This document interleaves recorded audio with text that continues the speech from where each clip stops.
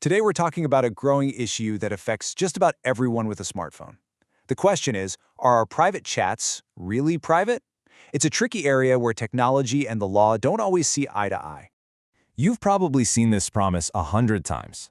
Tech companies tell us our data is safe. And features like end-to-end encryption, they give us this real sense of security. It's a feeling that our private conversations are shielded from, well, everyone. But it turns out that feeling of security might be a little more fragile than we think. So in this explainer, we're going to look at how new laws can quietly change what private actually means. Now, the goal here is not to cause any alarm. It's simply to help you stay aware, stay calm, and stay safe. Okay, let's start with the promise of privacy itself. So, what exactly is end-to-end encryption? Well, the easiest way to think about it is like a digital lockbox. It scrambles your message so that only you and the person you're sending it to have the keys to read it. Simple as that. Even the company providing the service can't peek inside. But here's where things get complicated. This is where we see the hidden legal door, where technology meets the law.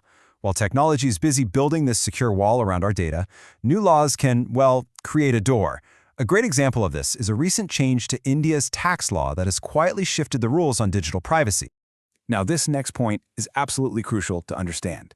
The law doesn't need to break the encryption. It doesn't have to be some master hacker picking the digital lock. Instead, it works more like a legal lever. It can simply order you or the company to use your key and open the door, completely bypassing the technical barrier. Let's talk about your digital safe and how the law now sees your personal data. The government has basically started treating our entire digital world, our phones, our inboxes, our cloud accounts, like a physical safe. And just like they can demand you open a physical safe during an investigation, they now believe they have the authority to do the same with our digital. And this isn't just a theory, it's written right into the law. This number, 247, refers to Section 247 of the Income Tax Act. That's the specific rule that legally redefines our digital lives as electronic records, making your phone or laptop just another container that can be searched. So what does this mean in practice? It means that during a tax investigation, an officer can demand access to all of this. Your emails, your social media accounts, and yes, even those encrypted chats you thought were totally private. It also includes all the files you have stored away in the cloud. It's when you see it listed out like this that the abstract rule starts to feel very, very real. And this isn't just something that could happen in the future. It's already happening.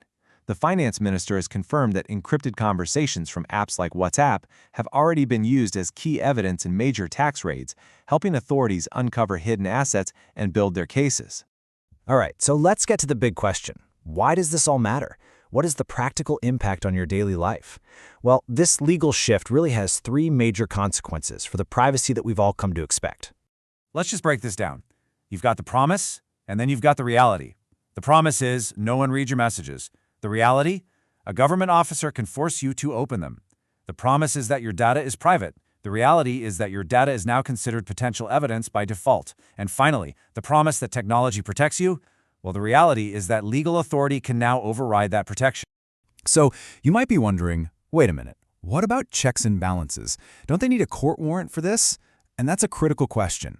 The thing is, the legal framework for this kind of digital access is still very new, and clear safeguards, like requiring a judge's approval, aren't clearly defined yet. So what can you actually do? Well, we can't stop laws from being passed. We can become more mindful. We can take simple steps to limit our digital exposure. This is not about hiding. It's about being thoughtful and deliberate with our digital footprint. Let's look at some simple, practical steps. All right, let's walk through these slowly. First, separate your accounts. It's a good practice to use different IDs for your personal and professional life. Second, limit your backups. Think about it. Cloud backups can hold years of old conversations. If you don't need them, you might consider deleting them. Third, check your app permissions. Lots of apps ask for data they don't really need. It's wise to restrict that access. And finally, you can support legal awareness, advocating for stronger safeguards to make sure this power is used fairly. So, if you're going to remember one thing from all this, let it be this simple guiding principle. Review, separate, and limit. Review what you share and store. Separate your personal and professional data, and limit what you keep and what permissions you give away. It really all comes down to this simple truth. The lock may be digital, but the master key lies in the law. Today's topic is just one of the many challenges we all face in this digital world. But again, the goal here is not to fear technology, it's simply to stay informed and to stay cautious. Because at the end of the day, awareness is protection. If you stay alert, you stay safe. Thank you for watching. Stay safe, stay aware, and please consider sharing this information with your family and friends.